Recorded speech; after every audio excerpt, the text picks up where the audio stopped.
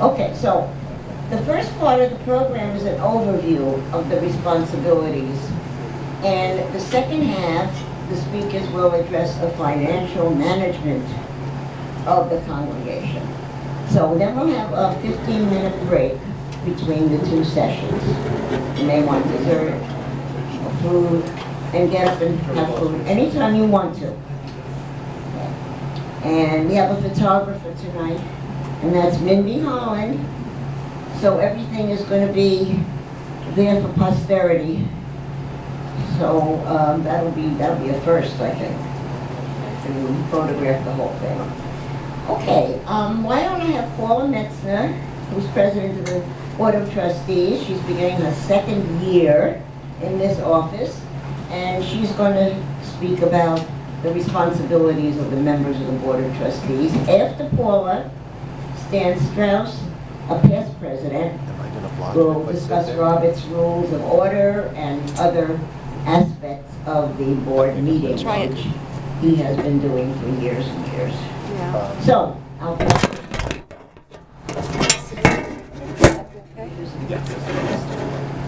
you're comfortable. Yes, sure. Okay, thank you very much. Thank you. All right, first of all, I want to start out by thanking everybody also for coming. I know this takes time from your evening, and I really appreciate all the work that goes into this. I want to thank the Board of Advisors for putting this together. It takes a lot of work, and it's also a privilege to be part of this community and to be working as a board member. So I appreciate all that everybody does. We are volunteers, most of us, and that's part of what we're going to talk about tonight, is the responsibility of being a board member, but it also comes with opportunities. And that's really what I want to focus on right now. If you look at the list of what I was going to talk about, I'm actually going to start at the bottom and work up. I want to talk about us as ambassadors. As congregants, you've already done a lot. You've already participated in a lot of activities in the temple, and obviously the temple is important to you. It was obvious to us as leaders in the temple, which is why we asked you to be on the board. You're on the board because we noted that. You've already participated in a lot of things, and obviously you were doing a wonderful job. And we could see that your heart was in it. And we wanted to tap into that. But now you've kind of stepped into a different role, and I just wanted to take a little time and talk about that.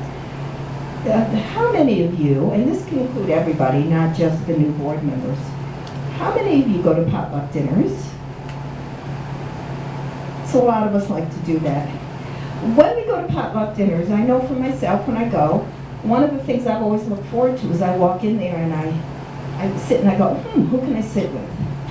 And I kind of, look around and I go, oh, here's some friends of mine, and I zip over there and I like to sit with them. And that's certainly the point. Part of the reason we have potluck dinners is that we can spend some time with our friends. That's an excellent goal. It's absolutely appropriate. But now I want you to put your board hat on. And you walk into a potluck dinner and you see those round tables and everybody's sitting around, and you happen to notice there's one table where there is a couple. Maybe you don't even know them, maybe you do, but there's full tables, and then there's one table where there is a single couple. And you're a board member. If you put your board hat on, what would be something, not just a responsibility, but think of it as an opportunity? There might be something different as board members that we might want to do, right? It's an opportunity for us to look at that as our welcoming chance to go over there and not just because we should, but it's also a chance for us to walk over and meet somebody new or help somebody feel that they really belong. And that's a piece of us being an ambassador. It does not mean, and I'm not suggesting certainly, that every single time you go to a potluck dinner now, you can't sit with your friends. But there might be a chance that you could do that. Or you could even grab another group of your friends and bring them over also. But it's just another way to look at your responsibilities, I think. Same thing, I think, when you walk into services. You might walk in and see somebody sitting alone. Now, certainly there are people that go into services and might prefer to sit alone. But if there's somebody sitting in a pew alone, it might be an opportunity to go sit down next to them. Or at least to lean over and say Shabbat Shalom. Again, it's a different way, I think, of looking at who we are now that we're board members. To just take that extra step and reach out. We have our greeters. We're already trying to take that step. I think as board members, we want to think of ourselves as always those greeters. Another thought that I want us to think about. As a regular congregant, you're sitting around, you're with a group of friends, or you're sitting around and somebody complains about how expensive it is to be a member. You might jump into that conversation, you might ignore that conversation. I don't know what I would have done in the past as a non-board member. But let's take a minute and talk about what we do as board members. Okay, and I'm really going to ask for some responses. What would we do? You're sitting around and somebody says, you know, I don't mind, you know, it's an okay place, I don't mind being here, but geez, it's really expensive. Any thoughts? What can we say? I know I'm putting you on the spot a little, Holly. And ask if they have inquired about reduced dues. So one thing we can mention is the fact that we do have a financial review team. Obviously, that depends on how many other people are there and you know how comfortable the situation that is. But obviously, we do have an opportunity to support people who are struggling. So that's certainly an option. Any other ideas, Michael? Why you personally think it's worthwhile? Absolutely. So you want to, again, support this. You want to say, well, you know, for me personally, this is why it's worthwhile. I think, again, the point is, as board members, we want to be careful we don't lean into the negativity, okay? In the past, you might have been one of those Debbie Downers. You might have been somebody that went, yeah, I know what you're talking about. You need to be careful. You know, we have a different hat on now. And we need to put that other hat on of board member and make sure that we're being careful in making sure that we're supporting the temple and finding ways to bring people around and help them find a place of comfort. Okay, what happens? Maybe this is somebody you're hanging around after Sunday school, or you're waiting for your kids at Sunday school, or you're at an ONEG, and a congregant mentions that they really don't feel very connected. You know, they're waiting to pick up their kids, and they go, yeah, you know, my kid's going to be bar mitzvah next year, and it's worked out for them, but you know, it really hasn't worked out for me. I'm not feeling that connected personally. Oh no, Holly feels sad. We work hard. Any ideas? What would you say? We got Holly again. Go. Who's your neshama? That's excellent. Okay. Hopefully we're working on that one. Other ideas? What can we do to draw them in? You Eric? can mention other activities that are going on in the synagogue that they may want to attend. Right. If it's somebody you know, you might have some idea of things that they like, or their ages, or their kids' ages, and you can maybe mention some of the things that we already do that fit with them. And try and draw them in, right? We want to keep encouraging them and supporting them and trying to help them find a home. Again, opportunities. These are all opportunities to bring a conversation in and to get people connected. and support them. If somebody is starting a conversation, let's keep our board hat on and try and get people connected. Okay. You find out from the congregation that there is a Shiva. Now I'm kind of sliding into something else that's on my list here. We are now, as board members, responsible for going to Shiva calls. I don't know if it's in your packet in front of you, but I know that Sue Latinsky has given you some information on going to a Shiva call. If you haven't gone to a Shiva call yet as a board member, I want to assure you that it's really set up in a situation that helps to make it a little more comfortable. You are on a team, so when you go, if it's somebody you don't know and you're going kind of blindly into a Shiva call, you will almost assuredly have familiar faces there. So first of all, please don't feel like you're going in and it's going to be hopefully not a super uncomfortable situation. What I'd like to encourage you to do when you go there, if you don't know the people, it's appropriate certainly at some point in the evening to go over and to express your condolences. We would encourage you to, when you introduce yourself, to mention that you are coming as a member of the Board of Trustees. Even if you do know the person, we do try and encourage that. Often what we hear is, it was nice that Heather came, or that Pete came, but nobody came from the temple. So we do try and connect that so that people understand that you might have come as personally, but you also came, with both hats on, that you also came as a temple member. Okay. You might have also noticed that if you can't make it, that you see those emails coming back and forth. We do try and cover those calls.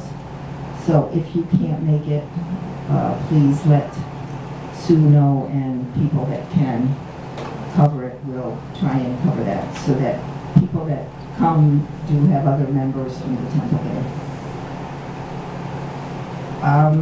Okay, also,